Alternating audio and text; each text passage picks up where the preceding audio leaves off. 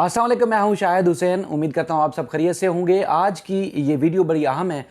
इमरान खान साहब ने वज़ारत उज़्मा का ओहदा ख़त्म होने के बाद पहली बार उन सहाफ़ियों से मुलाकात की है जो सहाफ़ी उनकी एक 4 साल तक बीट कवर करते रहे। यानी कि वो वज़ारत उज़्मा के जब ओहदे पर थे तो वज़ारत उज़्मा को जो बीट कवर करते हैं वो सहाफ़ी उन सब से मुलाकात की है। बहुत सारी चीज़ें जो है वो आप टीवी चैनल पर देख चुके हैं। मैंने उन दोस्तों से रब्ता करने की कोशिश की, कुछ चीज़ें मालूम की, पस पर्दा मामलात क्या हैं, सामने क्या चीज़ें आई हैं, वो आपके सामने रखेंगे। और ख़ासतौर पर जस्टिस काजी फैज़ ईसा साहब के हवाले से उन्होंने अपनी जो गलती को तस्लीम किया है, ये बात हम तकरीबन 2 महीने पहले ट्वीट्स में भी और मुख्तलिफ फोरम्स पर इजहार भी कर चुके हैं कि वज़ीर आज़म इमरान खान ख़ुद इस बात को तस्लीम करते हैं कि उनकी गलती थी। उनको उकसाया किसने, उनको इस बात पे लगाया किसने कि जैसे काजी फैज़ ईसा के ख़िलाफ़ रेफरेंस दायर किया जाए, उस वज़ीर का भी नाम आपके सामने रखेंगे पहली दफ़ा।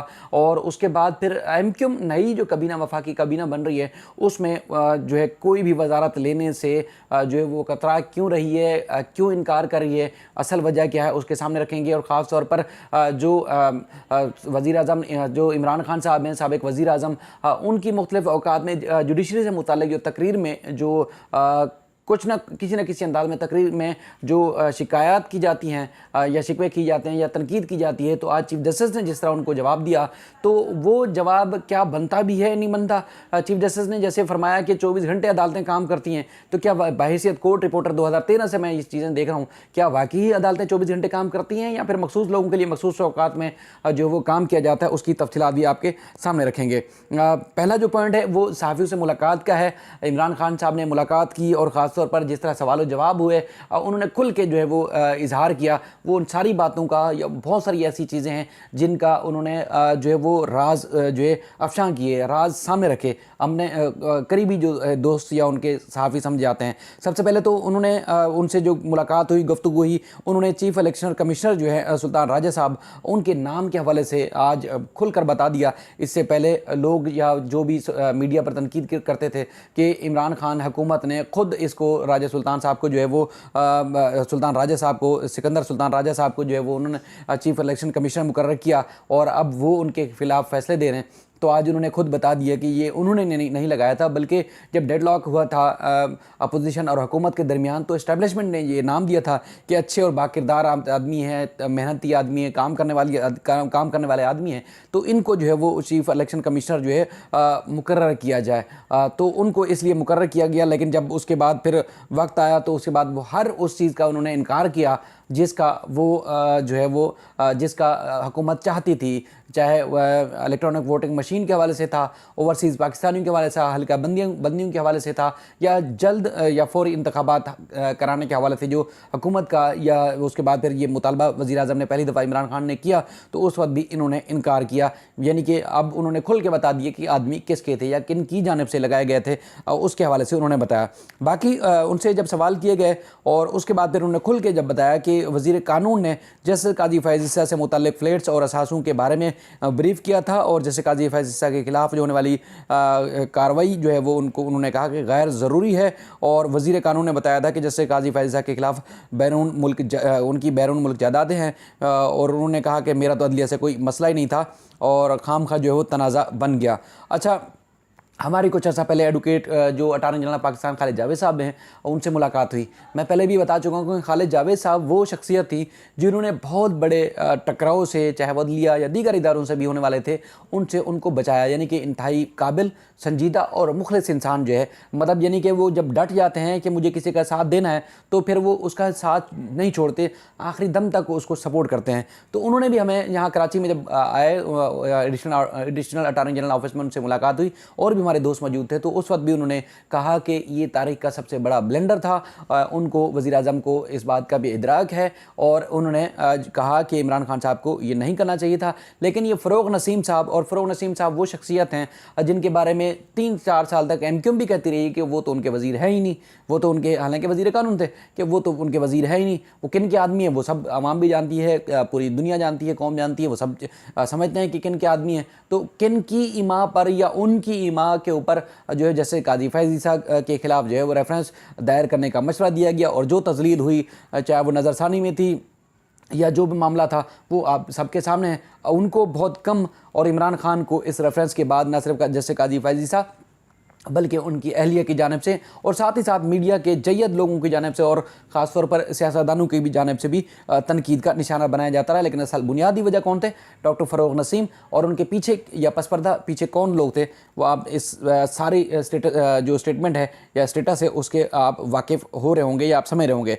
उसके बाद फिर उन्होंने कहा कि हम जो चीफ इलेक्शन कमिश्नर हैं उनके खिलाफ भी रेफरेंस दायर करने वाले हैं और चीफ इलेक्शन कमिश्नर का तकर्रुर उन्होंने कहा कि एक आज़ाद बॉडी को करना चाहिए और चीफ इलेक्शन कमिश्नर की जो तकर्री है उसमें भी उनकी गलती हुई और चीफ इलेक्शन कमिश्नर जो है हमें नहीं मालूम था कि वो जानिबदार निकलेंगे, लेकिन वो जाके जानिबदार निकले। उन्होंने आर्मी चीफ के हवाले से भी गुफ्तगू के हवाले से भी अपने सहाफ़ी दोस्तों को बताया कि मैं भी बहुत कुछ कह सकता हूँ, लेकिन पाकिस्तान को मजबूत फ़ौज की ज़रूरत है और कोई ऐसी बात नहीं करूँगा जिससे फ़ौज को नुकसान पहुँचे।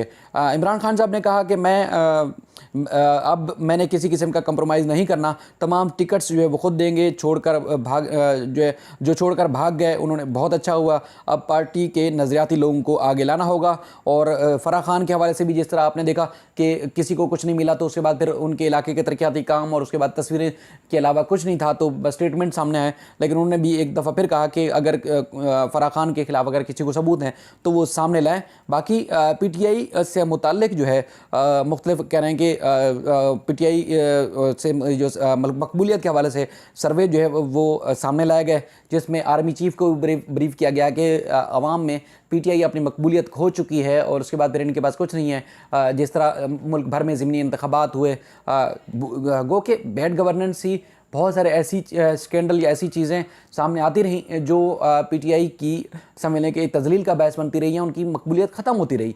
उसके बाद फिर ज़िमनी इंतखाबात जो मुल्क भर में हुए उनके हवाले से भी उन्होंने बताया कि आर्मी चीफ को ब्रीफ़ किया जाता रहा। उसके अलावा जो फ़ेज़ 1 में ख़ासतौर पर इंतखाबात हुए थे KP में, तो उसमें भी उनको बताया गया कि ये तो मकबूलियत खो चुके हैं मकबूलियत, तो लिहाजा इनकी जगह नहीं बनती। तो उसके बाद फिर इन्होंने सपोर्ट करना छोड़ दिया और सपोर्ट करने के बाद जिस तरह की सूरत हाल हुई है सबके सामने है। लेकिन ये जब ये स्कैंडल सामने आया, बैनुल-अक़वामी साजिश सामने आई, तो उसके बाद फिर अवाम ने ख़ासतौर पर जिस तरह सपोर्ट करना शुरू किया। अब खुद देख रहे हैं कि कराची में लाखों का इज्तिमा था, लाखों का जो लोग जमा हुए। इसके अलावा और भी मुल्क भर में लोग जो एहतजाज कर निकल रहे हैं, या दुनिया भर में शायद कभी भी पाकिस्तान की तारीख़ में या पाकिस्तान में कभी भी ऐसी कोई चीज़ नहीं हुई जिसमें पाकिस्तान में वज़ारत उज़्मा से हटाया गया किसी शख्स को के हक़ में लोग या उनसे इज़हार यकजहती के लिए लोग जो है पूरी दुनिया में मुजाहरे करें। ये पहली दफ़ा तारीख़ में आप पढ़ रहे होंगे, देख रहे होंगे कि दुनिया के हर ममालिक में जो है वो एहतजाज हो रहे हैं कि इमरान खान को क्यों हटाया गया, उसके ख़िलाफ़। और ख़ास तौर पर जो लोटों के हवाले से भी वहाँ सारी चीज़ें सामने आ रही हैं। तो बहरहाल उन्होंने ये भी कहा और ख़ास तौर पर ये लोग भी समझते हैं। कल भी मैंने एक वीडियो में आपको बताया था कि जिस तरफ कहते हैं ना कि आर्मी चीफ देखते हैं 7 लाख फ़ौज दूसरी तरफ देखती है, तो मैंने आपको ये भी बताया था कि जिस तरफ आर्मी चीफ देखते हैं 7 लाख फ़ौज नहीं बल्कि वो तमाम इदारे भी उसी तरफ देखना शुरू कर देते हैं। क्योंकि एक ट्विटर पे हमारे एक दोस्त ने कुछ देर पहले भी सवाल किया कि हम जो है वो मुल्क में कभी एहतसाब हो ही नहीं सकता। तो मैंने उनसे सवाल किया क्यों नहीं हो सकता? उन्होंने कहा एक दूसरे के कान है। मैंने कहा नहीं, हर दूसरा तफ्तीशी अफसर, चाहे वो पुलिस का हो, FIA का हो, नैब का हो, ऐसे कई तफ्तीशी अफसरान हैं वो अक्सर में रोते हुए पाए जाते हैं कि जहाँ केस नहीं होता उनको वहाँ दबाव दिया जाता है कि उनके ऊपर केस बनाओ, और जिनके ऊपर केस बनाया जाता है या असल में जिनके खिलाफ केस बनता है उनको दबाव दिया जाता है कि यहाँ से आप पीछे हट जाओ। तो फिर इस सूरत हाल में कौन एहतसाब करेगा? यानी कि अदलिया से भी फैसले इसी तरह लिए जाते हैं, तफ्तीश भी या केसेस भी इसी तरह बनाए जाते हैं जिस तरह, यानी कि आप देख रहे हैं ना जैसे जिस तरफ आर्मी चीफ देखते हैं तो उसी तरफ ही सारा माहौल बन जाता है।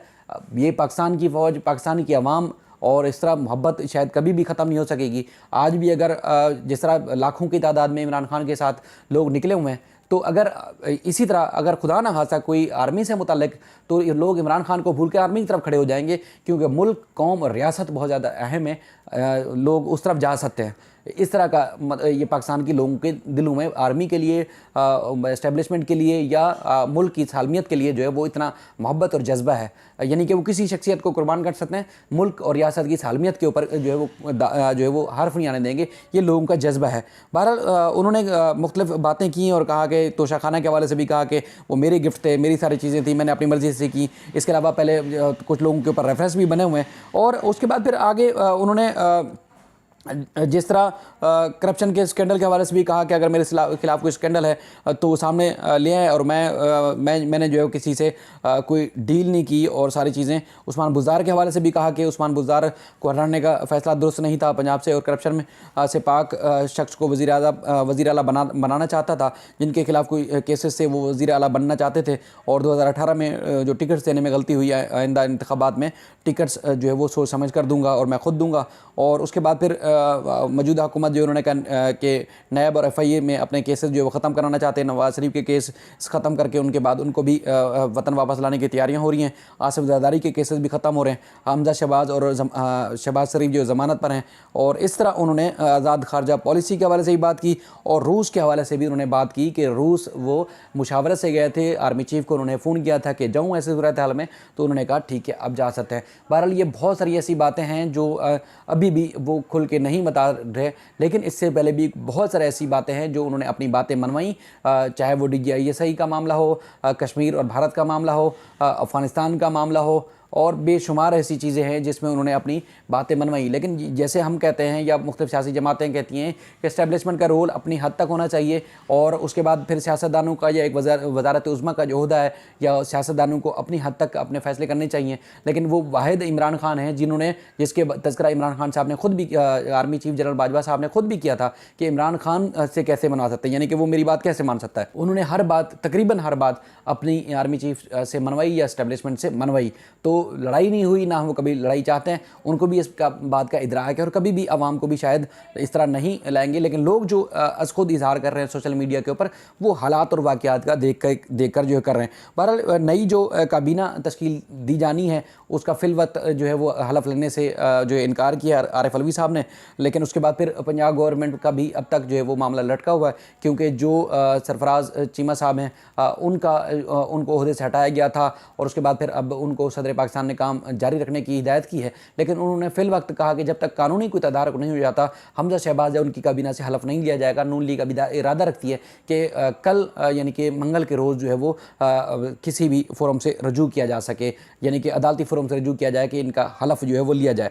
अब मामला आता है अदालतों के ऊपर। आज जिस तरह मुनहरफ अरकान के हवाले से जो रेफरेंस दायर किया गया था, उस हवाले से जब केस की समाअत हुई तो अब चीफ जस्टिस उमर अता बंदियाल साहब ने रिमार्क्स में कहा कि 15-20 हज़ार अगर लोग सामने आ जाएँ तो उसके बाद फिर अदालतों के फैसलों को तब्दील नहीं किया जा सकता, और ये है वो अदालतें 24 घंटे काम करती हैं। आपको याद होगा कि सुप्रीम कोर्ट में जून, जुलाई और अगस्त में छुट्टियां हो जाती हैं, और उसके बाद फिर हज़ारों की तादाद में केसेस सुप्रीम कोर्ट में पेंडिंग पड़े हुए हैं।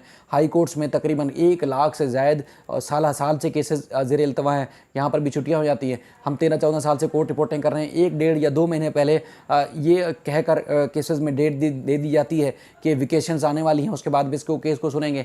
इसी तरह फिर सर्दियों की जब छुट्टियाँ आती हैं तो उस वक्त भी, यानी कि बच्चों की तरह हमारे जजेस जो है वो पूरी छुट्टियाँ करते हैं। लेकिन कुछ बेंचेस जो है वो फौरी नोयत के केसेस की समाअत करते हैं, लेकिन ज़्यादातर ये होता है कि केसेस साल चलते हैं। लेकिन जजेस को मैं पहले भी ये अर्ज़ कर चुका हूँ कि जजेस हमारे लिए भी इंतहाई इज़्ज़त और एक मकाम रखते हैं, दर्जा रखते हैं। लेकिन उनको भी अपने फ़ैसले और अपने मामलात को देखने के लिए पहले ये चीज़ सोचनी चाहिए कि अवाम में क्या तासुर जाएगा, लेकिन वो इन बातों का नहीं सोचते। दूसरी जानब MQM का जो मामला है, MQM के जैसे अब 6-7 MNAs हैं, एक तो सबसे पहले तो ये उनके आपस में लड़ाई ये इस बात की है कि सब समझते हैं कि मैंने सबसे ज़्यादा कुर्बानियाँ दी हैं, तो लिहाजा किसी भी वजारत लेने में उनका या उस बंदे का ज़्यादा हक़ है। MQM जो है वो इस वजह से भी परेशानी का शिकार है। दूसरा, उनको ये भी पता है कि मामला संभलेंगे नहीं। जिस तरह एहतजाज हो रहा है, टूटी फूटी काबीना है, जिस तरह ख़ास तौर पर जो है वो अख्तर मेंगल साहब नाराज़ हो गए हैं। उसके बाद फिर फ़ौज के ऊपर मोहसिन दावड़ और अली वज़ीर ने भी तनकीद की है। ज़ाहिर है फ़ौज का शहबाज शरीफ के ऊपर भी प्रेशर होगा कि इनको किसी काबीना में शामिल क्यों किया जाएगा, क्योंकि फ्लोर ऑफ दी हाउस पे उन्होंने खिताब में ये बात की। और उसके अलावा भी फ़ौज के ऊपर इल्ज़ामात लगाए कि जिस तरह चागी में और उसके अलावा अफ़गानिस्तान में उन्होंने मुबैना तौर पर कहा कि फ़ौज ने मासूम और निहत्ते लोगों पर हमला किया और एयरफोर्स ने हमला किया, तो मोहसिन दावड़ ने। तो अब मोहसिन दावड़ को अगर किसी भी वजारत पे कोई भी वजारत दी जाती है तो उस पर जो है वो ख़ासतौर पर ना सिर्फ हुकूमत के ऊपर बल्कि इस्टेब्लिशमेंट के ऊपर भी तनकीद होगी। क्योंकि आज भी जिस तरह हमने देखा कि साथ साथ लेके घूम रहे थे शहबाज शरीफ साहब मोहसिन दावड़ को, तो उस पर काफ़ी सोशल मीडिया पर तनकीद का निशाना बनाया गया। अब अगर उनको कोई वजारत मिल जाती है तब भी कोई मुश्किल होगी। तो इस तरह MQM को पता है कि अगर उन्होंने कोई वजारत ले ली तो ये हुकूमत तो लंबे अरसे तक नहीं चल पाएगी। लेकिन अब उनका जिस तरह वो लोग जो एक अल्ताफ़ हुसैन की कॉल पे निकलते थे, अब वो या उस तरह के लोग अक्सरियत की तादाद में इमरान खान की कॉल पे या इमरान खान के जलसे को सपोर्ट करने के लिए निकले, तो इनके लिए कुछ बचेगा नहीं, लेकिन मजलूमियत ज़ाहिर करने के लिए कुछ बचेगा नहीं। अगर उन्होंने वजारत ले ली, कोई ओहदा ले लिया, तो इसी तरह जो 14 साल से हुकूमत कर रही है पीपल्स पार्टी, तो उसके बाद फिर लोग उनसे काम करवाने के लिए आप पहुँचेंगे तो काम वो कर नहीं सकेंगे, तो इसलिए उनको मुश्किलात होगी। लिहाजा वजारत लिए बगैर ही इस तरह इत्तेहाद जो है निभाया जाए। तो ये इंतहाई क्रूशल और क्रिटिकल मामलात हैं। इंशाल्लाह आगे भी मज़ीद चलकर आपको इस सिलसिले में अपडेट करते रहेंगे। अपना ख्याल रखिएगा। अल्लाह हाफ़िज़।